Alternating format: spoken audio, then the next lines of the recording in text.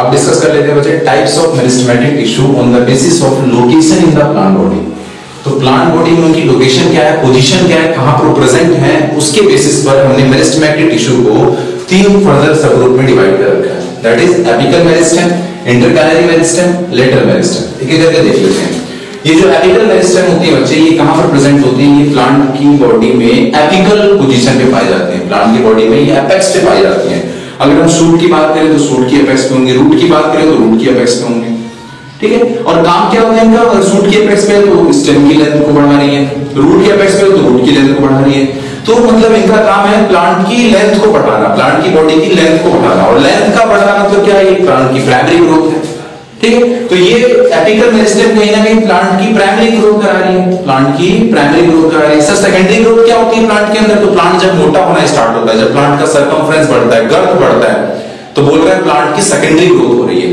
लेकिन ये लोग क्या करा रहे हैं? एपिकल मेरिस्टेम प्लांट की प्राइमरी ग्रोथ करा रही है। तो बोल रहे हैं apical meristem is primary meristem, क्योंकि प्लांट की प्राइमरी ग्रोथ करा रही है।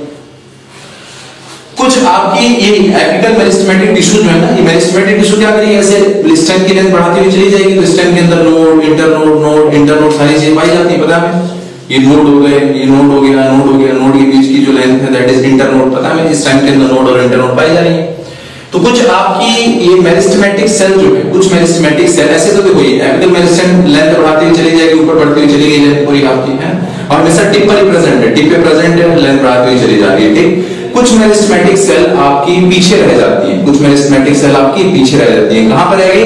तो हमें पता है सर नोड जो है ना, नोड से लीफ आ रही है, नोड से ही लीफ डेवलप हो रही है। पता है नोड से लीफ डेवलप हो रही है। और ये लीफ की जो एक्सिल है, this is axil of the leaf. तो कुछ आपकी मेरिस्टेमेटिक सेल्स ये एक्सिल्स ऑफ द लीफ पे यहां पर बच गए, पीछे रह गई वो, है ना। बाकी आपका पूरा ऊपर चला गया लेंथ बढ़ाना, और कुछ मेरिस्टेमेटिक सेल यही रह गई आपकी एक्सिल ऑफ लीफ पे। और ये क्या बना रही है? ये बनाती है एक्सिलरी बड। इन मेरिस्टेमेटिक सेल से क्या बना है? Axillary bud.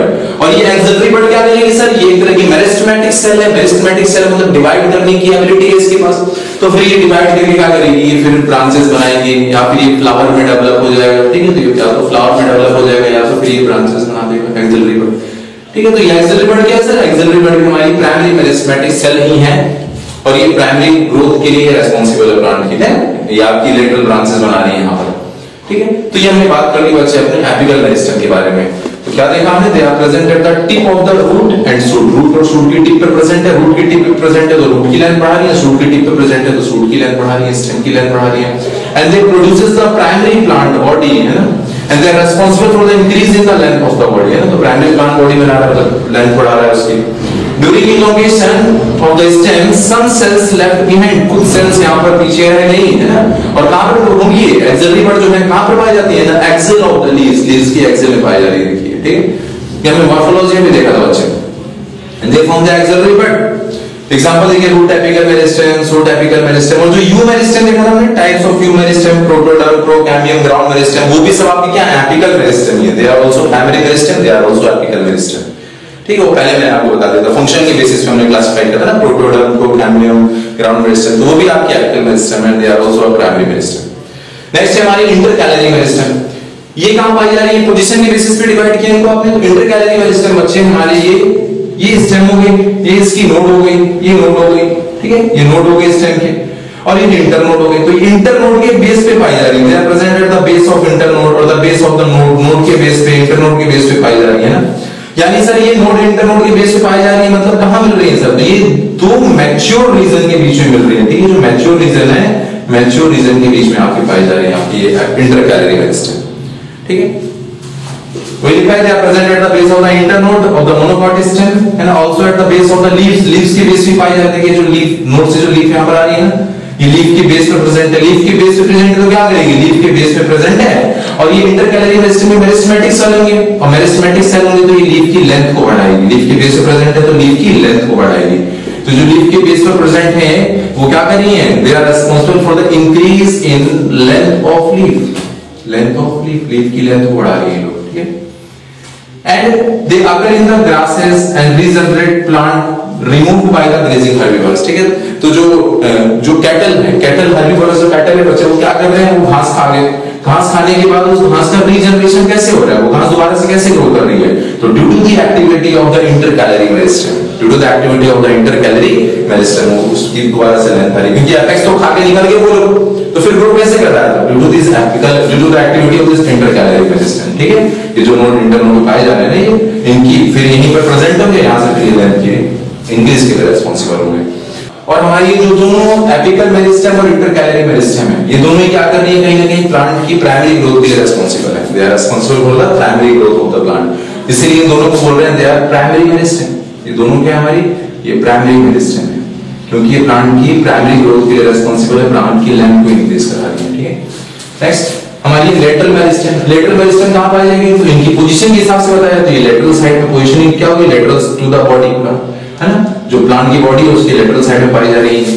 And responsible for the increase in the circumference of the plant organ. ये प्लांट की जब लेटरल साइड में डिवाइड करेंगे, क्या करेंगे, सर्कमफ्रेंस बढ़ाएंगे, गर्थ बढ़ाएंगे, और गर्थ का बढ़ना क्या हो जाएगा sir, it is secondary growth, it is secondary growth. तो मेनली सेकेंडरी ग्रोथ के लिए कौन सी मेरिस्टेमेटिक सेल आपके लिए रिस्पांसिबल है, तो प्लांट की सेकेंडरी ग्रोथ के लिए, प्लांट की सर्कमफ्रेंस बढ़ाने के लिए, प्लांट की गर्थ को बढ़ाने के लिए हमारे ये लेटरल मेरिस्टेम रिस्पांसिबल होती है। केवल ये प्लांट के अंदर सेकेंडरी ग्रोथ ही नहीं करा रही है, ऐसा नहीं है कि हम आपकी लेटरल मेरिस्टेम केवल सेकेंडरी ग्रोथ के लिए रिस्पांसिबल है, ये प्राइमरी ग्रोथ भी कराती है, ठीक है। तो जो लेटरल मेरिस्टेम है ये दोनों करा सकते हैं, दे कैन बी प्राइमरी और they can let for the secondary growth. Primary growth कहां करा रही है, जैसे कि मार्जिनल मेरिस्टेम हो गई, मार्जिनल मेरिस्टेम आपकी एक लेटरल मेरिस्टेम है, ठीक है। और ये कहां पाई जाती है, जो लीव्स है, लीव्स की मार्जिन पाई जा रही है, ये रही मार्जिन पाई जा रही है, जिसकी वजह से लीफ के अंदर क्या करा रही है, ये लीफ की विड्थ को बढ़ा रही है, लीफ की विड्थ को बढ़ा रही है। और ये लीफ की जो विड्थ बढ़ रही है, it is due to the lateral meristem. और ये लेटरल मेरिस्टेम यहाँ पर जो विड्थ बढ़ा रही है, ये प्राइमरी ग्रोथ है, क्या है इसकी प्राइमरी ग्रोथ है, ठीक है। वही मैंने बोला लेटरल मेरिस्टेम जो ये प्राइमरी मेरिस्टेम की तरह भी काम कर रही है और सेकेंडरी मेरिस्टेम की तरह भी काम कर रही है। तो प्राइमरी मेरिस्टेम की तरह कहां काम कर रही है, हमारी लीफ की मार्जिन प्रेजेंट है, ठीक है, जिसको हम बोल रहे हैं मार्जिनल मेरिस्टेम। यानी सर लीफ की जो विड्थ है, लीफ की विड्थ बढ़ रही है, क्या है, it is a primary growth, ये प्राइमरी ग्रोथ है, ये आपकी प्राइमरी ग्रोथ हो गया। क्यों, क्योंकि ये प्राइमरी मेरिस्टेम की एक्टिविटी से हो रही है। लीफ की लेंथ कैसे बढ़ रही है, लीफ की लेंथ बढ़ रही है इंटरकैलरी मेरिस्टेम की एक्टिविटी से। इंटरकैलरी मेरिस्टेम की आपकी प्राइमरी मेरिस्टेम है, मतलब कि लीफ के अंदर जो ओवरऑल ग्रोथ है वो प्राइमरी ग्रोथ है, ठीक है। लीफ के अंदर जो ओवरऑल ग्रोथ हो रही है, लीफ का विड्थ बढ़ना, लीफ की लेंथ बढ़ना, ये ओवरऑल ग्रोथ जो है वो प्राइमरी ग्रोथ है। लीफ के अंदर सेकेंडरी ग्रोथ नहीं पाई जाती है, लीफ के अंदर सेकेंडरी मेरिस्टेम की एक्टिविटी नहीं है, उसके अंदर सेकेंडरी ग्रोथ नहीं हो रही है, केवल प्राइमरी ग्रोथ हो रही है इसके अंदर, ठीक है। और दूसरा आपका इंट्राफेसिकुलर कैम्बियम, पहले मैंने बताया था आपको, जो वेस्कुलर बंडल है, ठीक है, वेस्कुलर बंडल, फ्लोएम हो गया, जाइलम हो गया, इनके बीच में जो कैम्बियम पाया जाता है, that is the intrafascicular cambium, इस वेस्कुलर बंडल के अंदर का जो कैम्बियम है। एंड ये भी क्या आपका, ये भी आपका प्राइमरी मेरिस्टेम है। और कौन सी प्राइमरी मेरिस्टेम है, तो they are the lateral primary meristem, ठीक है। अब आपकी लेटरल मेरिस्टेम सेकेंडरी भी हो सकती है, जैसे कि आपकी इंटरफेसिकुलर कैम्बियम, याद कीजिए इंटरफेसिकुलर कैम्बियम मैंने बताया था आपको, ये जो वेस्कुलर बंडल के बीच में जो जा रही है इंटरफेसिकुलर कैम्बियम, ठीक है। और कॉर्ड कैम्बियम, ये भी अभी आगे हम डिस्कस करने वाले कॉर्ड कैम्बियम के बारे में, जब सेकेंडरी ग्रोथ पढ़ेंगे। तो ये सारे जो आपके इंटरफेसिकुलर कैम्बियम होंगे, कॉर्ड कैम्बियम होंगे, ये सब आपके सेकेंडरी मेरिस्टेम है। और पोजीशन के हिसाब से कैसे है, they are lateral meristem, position के हिसाब से आपके लेटरल मेरिस्टेम है। यानी हमारी लेटरल मेरिस्टेम प्राइमरी मेरिस्टेम की तरह भी काम कर रही है और सेकेंडरी मेरिस्टेम की तरह भी काम कर रही है, दोनों होती है। लेकिन मोस्टली अगर देखें तो mostly they are secondary, mostly हमारी जो लेटरल मेरिस्टेम है वो सेकेंडरी ग्रोथ के लिए रिस्पांसिबल है, मोस्टली, है ना। तो मोस्टली दे आर सेकेंडरी। हमारी लेटरल मेरिस्टेम जो होती है बच्चे, it is generally they are generally cylindrical. हमारी जो लेटरल मेरिस्टेम होती है दे आर जनरली सिलिंड्रिकल, ठीक। तो ये सारी चीजें हमने डिस्कस कर ली कंप्यूटर में लेटरल मेरिस्टेम के बारे में, और हमने ये तीनों तरह के मेरिस्टेम के बारे में डिस्कस कर लिया on the basis of position, that is apical meristem, intercalary meristem और लेटरल मेरिस्टेम। जिसमें से आपकी एपिकल और इंटरकैलरी मेरिस्टेम जो की प्राइमरी मेरिस्टेम है, ये प्लांट की प्राइमरी ग्रोथ के लिए रिस्पांसिबल है। लेटरल मेरिस्टेम जो है ये मोस्टली सेकेंडरी मेरिस्टेम होती है, मोस्टली सेकेंडरी ग्रोथ करा रही है, लेकिन प्राइमरी ग्रोथ भी करा रही है। लेकिन अगर आपको प्राइमरी सेकेंडरी में टिक करना होगा तो आप सेकेंडरी मेरिस्टेम टिक करेंगे। नेक्स्ट डिस्कस कर लेते हैं बच्चे परमानेंट मेरिस्टेम के बारे में। तो पहले मैंने आपको बताया परमानेंट मेरिस्टेम के अंदर वो सेल्स होंगी जिनके अंदर डिवीजन की पावर जो है या तो टेम्पररी खत्म हो चुकी है या तो परमानेंटली खत्म हो चुकी है। मैंने पहले आपसे डिस्कस करके बताया आपको, यानी इनकी जो सेल है परमानेंट मेरिस्टेम की जो सेल्स होंगी बच्चे वो G0 फेज में प्रेजेंट होंगी, ठीक है। अगर हम बात करें types of permanent meristematic tissue की, तो यहाँ पर तीन तरह की परमानेंट मेरिस्टेमेटिक टिश्यू देखने को मिलती है बच्चे, simple, complex and special. Simple permanent meristematic tissue किसे बोलते हैं, तो ये वो टिश्यू है जिनके अंदर जो इनकी कंस्टिट्यूएंट सेल है वो स्ट्रक्चरली सिमिलर है, फंक्शनली सिमिलर है, तो एक ही जैसा स्ट्रक्चर है, एक ही जैसा फंक्शन है उन सेल्स का जो कि मिलकर इस टिश्यू को बना रहे हैं। ठीक है, तो इसको हम होमोजेनस टिश्यू भी बोलते हैं। क्यों? क्योंकि सारी की सारी cell same structure same function वाले हैं आपके। ठीक है, वहीं अगर आप बात करें कॉम्प्लेक्स टिश्यू की, तो कॉम्प्लेक्स टिश्यू की जो सेल्स होती हैं ये स्ट्रक्चर और फंक्शन में डिफरेंट होंगी, है ना, इनका स्ट्रक्चर सेम नहीं होगा, मतलब कि अलग अलग स्ट्रक्चर वाली सेल की मिलकर बने हुए आपके कॉम्प्लेक्स परमानेंट टिश्यू। ठीक है, तो अभी हम बात करेंगे इसमें आपकी सिंपल परमानेंट टिश्यू के पहले, सबसे पहले हम बात करेंगे, फिर हम बात करेंगे कॉम्प्लेक्स परमानेंट टिश्यू के बारे में। वहीं अगर हम बात करें स्पेशल परमानेंट मेरिस्टेमेटिक टिश्यू किसे बोल रहे हैं, तो ये वो टिश्यू है बच्चे प्लांट की बॉडी के अंदर जो कि सिक्रीशन कर रही है, जो ग्लैंडुलर नेचर वाली है ना, लेटेक्स प्रोड्यूस करना है, ओपियम, है ना, ये जो रबर, लेटेक्स, ये सब जो ऑयल ग्लैंड वाले जो है, नेक्टर ग्लैंड वाले जो टिश्यू हैं जो नेक्टर प्रोड्यूस कर रही है, वो सारी जो है they are under the special permanent meristematic tissue. ठीक, तो हमारे एनसीईआरटी के साथ अगर हम बात करें तो हमें ये सिंपल परमानेंट मेरिस्टेमेटिक टिश्यू के बारे में बात करना है और कॉम्प्लेक्स परमानेंट मेरिस्टेमेटिक टिश्यू के बारे में बात करना है। सिंपल परमानेंट मेरिस्टेमेटिक टिश्यू में हमें पैरेन्काइमा, कोलेनकाइमा और स्क्लेरेनकाइमा के बारे में बात करना है। ये तीन तरह की सिंपल परमानेंट मेरिस्टेमेटिक टिश्यू होती है। वहीं जब हम कॉम्प्लेक्स परमानेंट मेरिस्टेमेटिक टिश्यू की बात करेंगे तो यहाँ पर हमें जाइलम और फ्लोएम के बारे में बात कर रहे हैं, जाइलम एंड फ्लोएम के बारे में बात करेंगे। यानी हमारी जो कॉम्प्लेक्स परमानेंट मेरिस्टेमेटिक टिश्यू है वो दो तरह की है, जाइलम एंड फ्लोएम। तो अब इनके बारे में हमें इंडिविजुअली डिस्कस करना है। चलिए बात कर लेते हैं types of simple permanent tissue के बारे में। मैंने पहले बताया आपको तीन तरह की होती है, पैरेन्काइमा, कोलेनकाइमा, स्क्लेरेनकाइमा। ऐसे क्यों लिखा हुआ मैंने बच्चे? क्योंकि इन तीनों में भी अगर देखा जाए सबसे पहले कौन सी परमानेंट मेरिस्टेमेटिक टिश्यू बनी तो वो आपकी है पैरेन्काइमा। ठीक है, तो it is the precursor of all other tissue. सबसे पहले आपकी पैरेन्काइमा बनी, सबसे प्रिमिटिव यही है, फिर इसी पैरेन्काइमा के ही मॉडिफिकेशन से कोलेनकाइमा, स्क्लेरेनकाइमा बने हैं। ठीक है, इसीलिए बोलते हैं it is the most primitive precursor of all other tissue, इसे बोला जाता है इसको पैरेन्काइमा। तो अगर ये सबसे प्रिमिटिव है तो इसके अंदर सारे प्रिमिटिव कैरेक्टर भी देखने को मिलेंगे। ठीक है, तो अब इसके कैरेक्टर्स के बारे में आपको बात करनी है, उस पे क्वेश्चन पूछे जाते हैं आपसे। इसमें देखा जाए अगर इनके अरेंजमेंट के बारे में सबसे पहले अगर हम बात करें, जो आपकी पैरेन्काइमेटस सेल्स हो कैसे अरेंज होती है, देखिए यहाँ पर ये हमारे एनसीईआरटी का ही डायग्राम है, मैं आपको दिखाता हूँ दोबारा से आपको एनसीईआरटी में।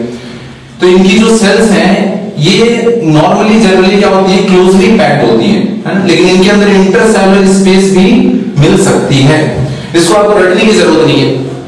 मैंने आपको एपिडर्मिस के बारे में बताया था, सबसे बाहरी जो लेयर है उसको एपिडर्मिस बोल रहे हो। एपिडर्मिस जो है बच्चे, जो एपिडर्मिस है प्लांट की, वो पैरेन्काइमेटस सेल से बनी है। ये एक पैरेन्काइमेटस सेल का ही ग्रुप है एपिडर्मिस, और हमें पता है एपिडर्मिस सबसे बाहरी लेयर है, तो ये प्रोटेक्शन के लिए बनी है। प्रोटेक्शन के लिए बनी है तो इसके अंदर इंटरसेलुलर स्पेसेस नहीं होने चाहिए, क्लोजली पैक्ड होनी चाहिए। अभी पढ़ेंगे एपिडर्मल टिश्यू सिस्टम के बारे में, तो वहां देखेंगे हम कि जो एपिडर्मिस होती है वो क्लोजली पैक्ड सेल से बनी हुई है, और बिल्कुल सही बात है सर, सबसे बाहरी लेयर है तो क्लोजली पैक्ड होनी चाहिए। वहीं अगर हम बात करें जो कॉर्टेक्स है, एपिडर्मिस फिर हाइपोडर्मिस के बारे में बात की थी हमने, फिर कॉर्टेक्स के बारे में बात की थी। तो जो कॉर्टेक्स है बच्चे, कॉर्टेक्स भी आपका पैरेन्काइमेटस टिश्यू का ही बना है, पैरेन्काइमेटस सेल्स का ही बना है आपका। और कॉर्टेक्स की अगर हम बात करें तो इसके अंदर तो इंटरसेलुलर स्पेसेस पाए जाते हैं, और क्यों पाए जाते हैं वो भी मैं भी आपको जब टिश्यू सिस्टम पढ़ाऊंगा, जब मैं आपको स्टेम की एनाटॉमी बताऊंगा तो बताऊंगा आपको कि कॉर्टेक्स को इतना लूजली पैक क्यों किया हम लोगों ने। हमने रेस्पिरेशन पढ़ा था, रेस्पिरेशन प्लांट के अंदर प्लांट फिजियोलॉजी में रेस्पिरेशन, मैंने वो बोला था कि कॉर्टेक्स की जो सेल्स होती है लूजली पैक्ड होती हैं, ताकि आराम से जो गैसेस हैं जो अंदर आ गई वो डिफ्यूज होकर थोड़ी सी अंदर जा सके, है ना, ऐसे ही समझो आपको, और बाकी चीजों का भी ट्रांसपोर्ट इजीली हो सके, तो इसलिए यहाँ पर लूजली पैक किया हुआ इन लोगों को। तो इनमें समझ आ गया जो पैरेन्काइमेटस सेल्स हैं ये क्लोजली पैक्ड भी हो सकती है, जैसे कि एपिडर्मिस में है, इनमें इंटरसेलुलर स्पेस भी प्रेजेंट हो सकता है जैसे कि कॉर्टेक्स में है। इनकी एक इंडिविजुअल सेल के बारे में अगर बात करें बच्चे, जो हमारी पैरेन्काइमेटस टिश्यू की एक इंडिविजुअल सेल है, इसके बारे में अगर बात करें तो ये सबसे प्रिमिटिव टिश्यू है, पैरेन्काइमा सबसे पहले बनी है, तो इनकी सेल में प्रिमिटिव फीचर्स हो गए। इनकी सेल जो है उस पर थिन सेल वॉल देखने को मिली, थिन सेल वॉल, ठीक, और जो थिन सेल वॉल है वो जनरली कॉमनली क्या होती है, वो प्राइमरी सेल वॉल ही देखने को मिल रही है आपको, थिन प्राइमरी सेल वॉल देखने को मिलेगी।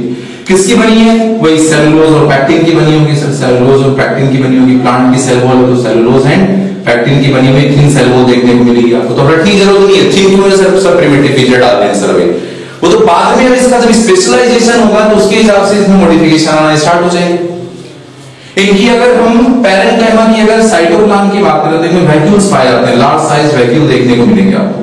क्या जरूरत है इन वैक्यूल्स की? तो सर पैरेन्काइमा कई सारे काम कर रही है, पैरेन्काइमेटस टिश्यू का कई सारा फंक्शन है हमारे प्लांट की बॉडी के अंदर, लेकिन इसका सबसे मेन फीचर अगर हम देखें बच्चे तो वो होता है फूड का स्टोरेज, है ना, फूड स्टोरेज। और फूड स्टोरेज उनका मेन फंक्शन है, तो इसके अंदर वैक्यूल्स तो होने ही चाहिए, ठीक है। तो वही यहाँ पर बोला जाएगा लार्ज साइज वैक्यूल पाया जाएगा, इनका जो मेन फंक्शन है दैट इज फूड स्टोरेज, ठीक है। और हमारी पैरेन्काइमेटिक टिश्यू के अंदर जो इनकी सेल्स होती हैं जनरली आइसोडायमेट्रिक सेल्स देखने को मिलेंगे आपको, ठीक है। एक ऐसे डायमीटर वाली सेल मिलेंगी सर। हाँ, नॉर्मली मैंने पहले बताया आपको कि सिंपल परमानेंट टिश्यू के अंदर जो इंडिविजुअल सेल्स भी होंगी उनका भी स्ट्रक्चर एक जैसा होगा, सेम स्ट्रक्चर वाली सेल होंगी, तो जनरली आइसोडायमेट्रिक सेल देखने को मिलती है। ये सब अलग से मैं इसलिए बोल रहा हूँ क्योंकि सर एनसीईआरटी की लाइन बच्चे आपकी वहां पर आप रटते रहते हैं, रटने की जरूरत ही नहीं है। जनरली आइसोडायमेट्रिक सेल्स होती हैं, इंडिविजुअल सेल आपकी स्फेरिकल हो सकती है, ओवल हो सकती है, पॉलीगोनल शेप की हो सकती है, लेकिन आपके सारे आइसोडायमेट्रिक सेल आपको देखने को मिलेंगे। अपनी पैरेन्काइमेटस सेल के अगर फंक्शन के बारे में बात करें बच्चे तो कई सारे फंक्शन है इनके। ये मैकेनिकल सपोर्ट भी दे रही है, प्लांट को स्ट्रेंथ भी प्रोवाइड कर रही है, अलग अलग फॉर्म में पाई जा रही है। वहां पर कहीं पर ये मैकेनिकल सपोर्ट प्रोवाइड कर रही है, कहीं स्ट्रेंथ प्रोवाइड कर रही है, कहीं बॉयंसी प्रोवाइड कर रही है प्लांट की बॉडी को, है ना। क्लोरोप्लास्ट अगर इनके अंदर है तो वो फोटोसिंथेसिस भी कर रही है। लेकिन अगर आपसे मेन फंक्शन पूछा जाए, एक काम अगर टिक करना हो तो वो आप टिक करेंगे क्या चीज? स्टोरेज ऑफ फूड, ठीक है। ये लोग वेस्ट मटेरियल भी प्लांट की स्टोर कर रहे हैं, प्लांट की सेल के वेस्ट मटेरियल को भी स्टोर करके रख रहे हैं, एंजियोब्लास्टिक सेल का काम कर रहे हैं वहां पर, ये ना। लेकिन वही बात है, लेकिन अगर एक काम आपसे पूछा जाएगा तो क्या बोलोगे आप? That is the storage of food. Next बात कर लेते हैं बच्चे कोलिनकाइमा के बारे में। कोलिनकाइमा कैसे बनी है? तो इन्हीं पैरेन्काइमा के मॉडिफिकेशन से बनी है, ठीक है। इसी पैरेन्काइमा के मॉडिफिकेशन से आपकी स्क्लेरेन्काइमा भी बनेगी, पहले मैंने बताया आपको। कोलिनकाइमा की अगर बात करें तो कोलिनकाइमेटस टिश्यू के अंदर इनकी जो सेल्स हैं, कोलिनकाइमेटस टिश्यू के अंदर जो इंडिविजुअल सेल्स हैं ये क्लोजली पैक्ड होती हैं, इनमें इंटरसेलुलर स्पेस देखने को नहीं मिलेगा, ठीक। इनका अगर हम कैरेक्टरिस्टिक्स फीचर देखें जो कि कोलिनकाइमा के अंदर मिल रहा है, पैरेन्काइमा स्क्लेरेन्काइमा में आपको नहीं मिलेगा, वो क्या है बच्चे? तो इनके जो सेल के कॉर्नर, ये देखिए आपकी ये क्लोजली पैक्ड है, कोई इंटरसेलुलर स्पेस नहीं है, ठीक है। और इनकी जो सेल के कॉर्नर है, इन सेल के कॉर्नर पर डिपोजिशन देखने को मिलता है। क्या चीजें डिपोजिट हो रही हैं? Cellulose, hemicellulose, pectin, mainly pectin ही है, मेनली यहाँ पर पैक्टिन है, और सेलुलोज, हेमिसेलुलोज, पैक्टिन, ये सब मटेरियल जो है इनके सेल के कॉर्नर पे डिपॉजिट हो रहे हैं। ये इनका कैरेक्टरिस्टिक फीचर है कि डिपोजिशन ऑफ दिस मटेरियल, इनकी मटेरियल की वजह से, डिपोजिशन की वजह से इनका जो कॉर्नर है कैसा हो गया? थिक एंड कॉर्नर बोल रहे हैं। क्या इनके कॉर्नर कैसे हैं? थिक एंड कॉर्नर हो गए। क्यों? क्योंकि इनके डिपोजिशन की वजह से। अगर हम पैक्टिन और सेलुलोज की बात करें, जो पैक्टिन सेलुलोज यहाँ पर डिपोजिट हुआ है, ये हाइड्रोफिलिक नेचर के होते हैं बच्चे। कैसे है? ये हाइड्रोफिलिक नेचर के हैं, और इनके हाइड्रोफिलिक नेचर की वजह से, इनकी हाइड्रोफिलिक नेचर की वजह से हमारी इस कोलिनकाइमेटस टिश्यू के अंदर फ्लेक्सिबिलिटी आ जा रही है। इनके अंदर क्या आ रही है? फ्लेक्सिबिलिटी देखने को मिल रही है। और ये कोलिनकाइमा कहां पाई जाती है? तो ये हमारे जो डाइकॉट स्टेम है, हमारे जो डाइकॉट प्लांट है उनकी जो स्टेम है, उनकी स्टेम की हाइपोडर्मिस में सबसे बाहर वाली लेयर क्या होगी? स्टेम की सबसे बाहर वाली लेयर, देखो ये सबसे बाहर वाली लेयर होगी क्या चीज? एपिडर्मिस। और इसके जस्ट अंदर होगी हाइपोडर्मिस, पहले हमने डिस्कस कर लिया। तो ये आपके डाइकॉट जो प्लांट है उनकी स्टेम की हाइपोडर्मिस में ये कोलिनकाइमा पाई जा रही है, ठीक है। और कोलिनकाइमा कैसी है? अभी मैंने बताया आपको, ये फ्लेक्सिबिलिटी प्रोवाइड कर रही है, they are providing the flexibility to the hydrophilic nature of this material, जहां पर डिपॉजिट हो रहे हैं इनके कॉर्नर पे, उनकी वजह से ये कोलिनकाइमा जो है फ्लेक्सिबल हो गई, और जहां पर होंगी वहां पर फ्लेक्सिबिलिटी प्रोवाइड करेंगी। तो जो यंग प्लांट होते हैं, आपने यंग डाइकॉट प्लांट देखे होंगे, अगर आप मैंगो ट्री की बात करो तो छोटे छोटे जो पौधे होते हैं आम के बच्चे, है ना, मैंगो के छोटे छोटे जो पौधे होते हैं, वो पौधे क्या हो रहे हैं बच्चे? आराम से हिलडुल रहे हैं। तो वो हिलडुल क्यों रहे हैं प्लांट बच्चे? उनके अंदर फ्लेक्सिबिलिटी कहां से है? क्योंकि उनकी हाइपोडर्मिस में ये कोलिनकाइमा प्रेजेंट है, और वो उन यंग प्लांट्स को फ्लेक्सिबिलिटी प्रोवाइड कर रहा है। तो हवा में आराम से घूम रहे हैं, जिधर भी हवा चल रही है उधर वो घूम रहे हैं, ठीक है। वही अगर हम बात करें जो मैच्योर, जब वही मैच्योर हो जाएगा, जब वो प्लांट वुडी हो जाएगा, ठीक है, वो प्लांट मैच्योर वुडी हो गया, तब नहीं हिल रहा, तब तो उसकी स्टेम नहीं हिल रही ऐसे बीच से। क्यों? क्योंकि फिर मैच्योर वुडी ट्रीज के अंदर ये कोलिनकाइमा डीजनरेट कर जा रही है वहां, ठीक है। कोलिनकाइमा क्या हो जाए? डीजनरेट कर जाए, तो उनकी फ्लेक्सिबिलिटी चली गई, है ना। लेकिन जो यंग प्लांट है वो आराम से हिल रहे हैं। क्यों? Because of the collenchyma. तो आपको एक चीज याद रखनी है कि आपके पेड़ पौधे हिल रहे हैं, पत्तियां हिल रही हैं, क्यों? बोलेंगे ड्यू टू कोलिनकाइमा। लीफ की जो मार्जिन है, लीफ की मार्जिन में कोलिनकाइमा पाई जा रही है, जिससे कि लीफ भी आराम से क्या कर रही है? हवा में हिल रही है, और हिलने के साथ साथ वो क्रैक नहीं कर रही। ऐसा नहीं है हवा में मिलाओ तो क्रैक कर जाएगी, यहां से नहीं, क्रैक नहीं कर रही, क्यों? तो फ्लेक्सिबल है due to this deposition of collenchyma. और ये क्लोजली पैक्ड है, इनकी जो सेल है मैंने दिखाया आपको, ये क्लोजली पैक्ड है। क्लोजली पैक्ड होने की वजह से ये प्लांट को क्या कर रहे हैं, स्ट्रेंथ भी प्रोवाइड करेंगे, मैकेनिकल स्ट्रेंथ भी दे रहे हैं। तो कॉलेनकाइमा जो है ये मैकेनिकल स्ट्रेंथ भी प्रोवाइड कर रहे हैं, और मैकेनिकल स्ट्रेंथ प्रोवाइड करने के साथ साथ अगर हम बात करें हमारी जो कॉलेनकाइमा है बच्चे, अगर इस कॉलेनकाइमेटस टिश्यू की सेल के अंदर अगर क्लोरोप्लास्ट प्रेजेंट होगा, अगर इनके अंदर क्लोरोप्लास्ट प्रेजेंट होगा तो ये फोटोसिंथेसिस भी करेंगे। फोटोसिंथेसिस करना बायोलॉजिकल फंक्शन हो गया, तो ये आपकी जो कॉलेनकाइमा है ये मैकेनिकल फंक्शन भी कर रही है और इनका बायोलॉजिकल फंक्शन भी, फोटोसिंथेसिस भी कर रही है। ठीक है, तो ये कुछ फीचर्स हो गए हमारे कॉलेनकाइमा के बारे में हमने डिस्कस कर लिया। जो जिसमें मेन आपको याद रखना है कि कॉलेनकाइमा कहां पाई जा रही है, हाइपोडर्मिस में। लेकिन किसकी हाइपोडर्मिस में, याद रखोगे डाइकॉट की हाइपोडर्मिस में।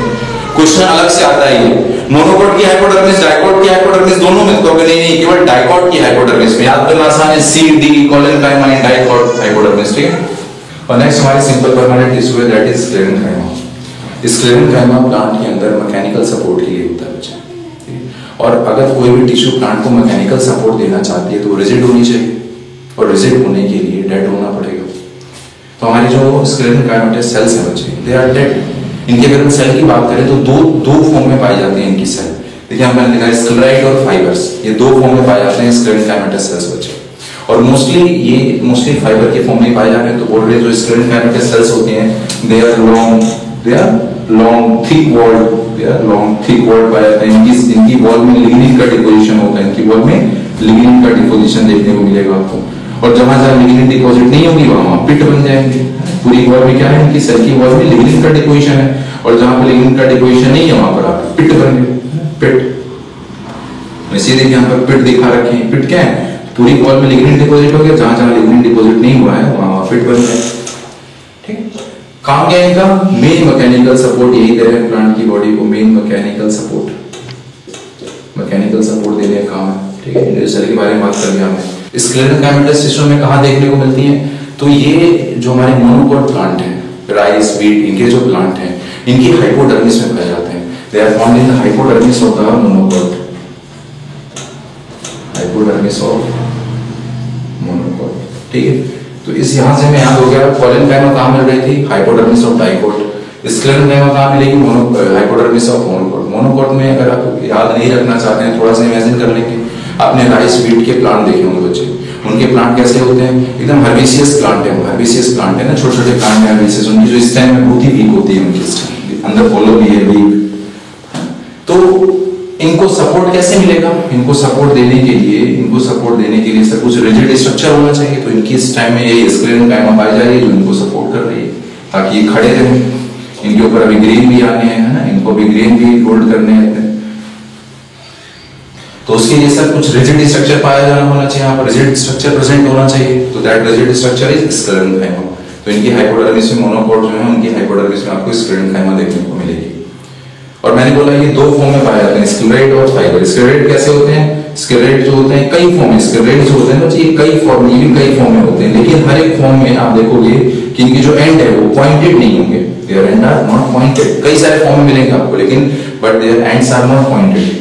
सेल वॉल की बात करोगे तो हाईली थिकेड सेल वॉल होगी इनकी, है ना, मोटी सेल वॉल होगी, लिग्निन का डिपोजिशन होगा, और जहां जहां लिग्निन डिपोजिट नहीं है वहां पिट्स बन जाएंगे, वहां पिट्स बन के जहां जहां लिग्निन डिपोजिट नहीं है।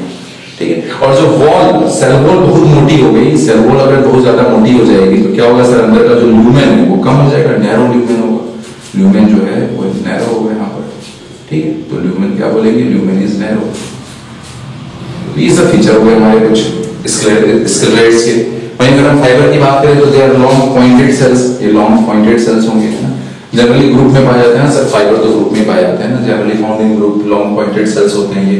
इनकी भी सेल वॉल कैसी होता, इनके सेल वॉल में भी लिग्निन का डिपोजिशन होगा, थिकेड सेल वॉल होगी। ल्यूमेन इनका भी रिड्यूस हो जाएगा, lumen is reduce, thick cell wall मिलेगी आपको। तो ये बात हो गई हमारे स्क्लेरेनकाइमा के बारे में।